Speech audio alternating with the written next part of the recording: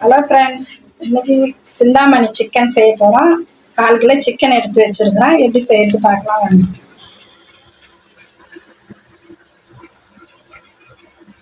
நம்ம செய்யறதுக்கு பாத்திரம் வச்சாச்சு. தேவையான அளவு ஆயில் சேர்த்துக்கலாம்.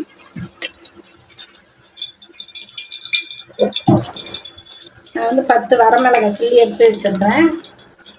சேர்த்துக்கலாம்.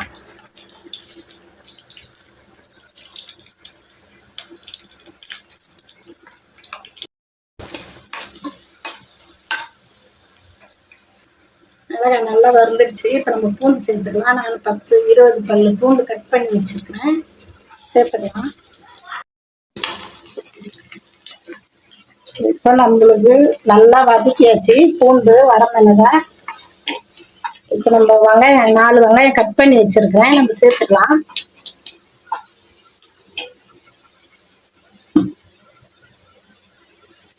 கட் பண்ணி எடுத்தாச்சு.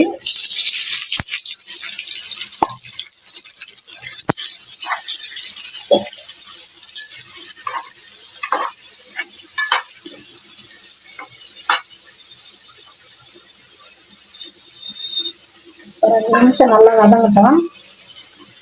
பூண்டு மிளகாய் நல்லா கலர்ஃபுல்லாக வந்துடுச்சு. இப்போ நம்ம சிக்கனை எடுத்து போட்டுக்கலாம்.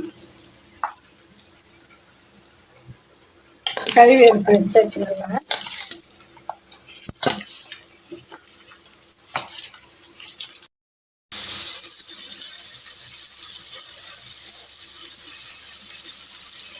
தேவையான அளவு நம்ம தாளிச்சு சேர்த்துக்கிறோம். ஒரு ஸ்பூன் மஞ்சள் சேர்த்துக்கிறேன்.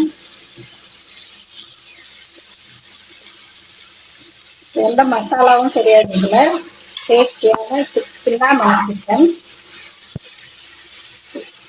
இதுல தண்ணி எதுவும் சேர்க்கலை. ஒரு 1/4 மணி நேரம் வேக விட்டு நிறுத்திக்கலாம். இப்போ நல்லா சிந்தாமணி சிக்கன் ரெடி ஆயிடுச்சு. இப்போ நம்ம கருவேப்பிலை கொத்தமல்லி போட்டு இறக்கிடலாம்.